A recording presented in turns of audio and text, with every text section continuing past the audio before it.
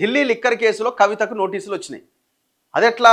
Delhi liquor case అయిపోయింది కదా, rows avenue court clean chit ఇచ్చింది కదా 23 మందికి. అంటే క్లీన్ చిట్ ఇవ్వడం తప్పు, ఇది సరైన తీర్పు కాదు, ఆధారాలు చూడకుండా తీర్పునిచ్చారు అని సిబిఐ మళ్ళీ హైకోర్టును ఆశ్రయించింది, పైకోర్టును ఆశ్రయించింది. సో ఆ పైకోర్టును ఆశ్రయించే కోర్టులో అడ్మిట్ అయింది. స్పీకర్ ఎవరైతే క్లీన్ చిట్ వచ్చిందో వాళ్ళందరికీ నోటీసులు ఇవ్వడం జరిగింది, సిబిఐ.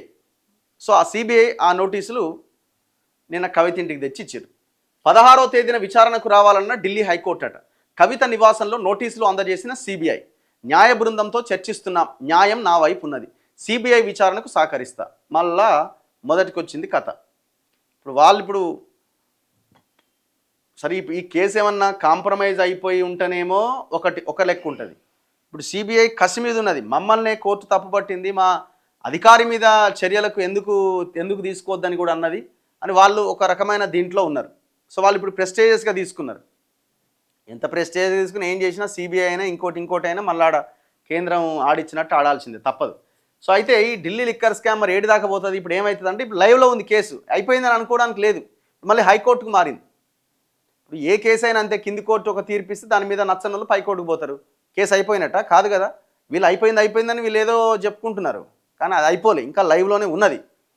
ఢిల్లీ లిక్కర్ స్కామ్ కేసుకు సంబంధించి రౌస్ అవెన్యూ కోర్టు ఇచ్చిన తీర్పును సవాల్ చేస్తూ సిబిఐ దాఖలు చేసిన పిటిషన్పై ఈ నెల 16వ తేదీన విచారణకు హాజరు కావాలని తెలంగాణ జాగృతి అధ్యక్షురాలు కల్వకుంట్ల కవితతో పాటు మరో 6గురికి ఢిల్లీ హైకోర్టు నోటీసులు ఇచ్చింది. ఈ నేపథ్యంలో హైదరాబాద్లోని కవిత నివాసంలో సిబిఐ అధికారులు గురువారం నోటీసులు అందజేశారు. ఈ నోటీసులపై ఎక్స్ వేదికగా స్పందించిన కవిత ఢిల్లీ మద్యం కేసును రౌస్ అవెన్యూ కోర్టు కొట్టేయడంతో పాటు దర్యాప్తు అధికారిపై విచారణ చేపట్టాలని వ్యాఖ్యానించిందని పేర్కొన్నారు. నోటీసుల ఆధారంగా ఈ నెల 16వ తేదీన విచారణకు హాజరవుతాను అన్నారు. ఈ విషయంపై తమ లీగల్ టీంతో చర్చలు జరుపుతున్నా న్యాయం గెలుస్తుందన్న నమ్మకం తనకున్నది అని కవిత వెల్లడించారు. ఈ కేసుకు సంబంధించి గతంలో నేరారోపణలు ఎదుర్కొన్న ఎంపీ మాగుంట శ్రీనివాసులు రెడ్డి, ఆడిటర్ బుచ్చిబాబు, రామచంద్ర పిల్లై, శరత్ చంద్రారెడ్డి, బోయినపల్లి అభిషేక్లకు సైతం హైకోర్టు జారీ చేసిన నోటీసులను సిబిఐ అందజేసిందట.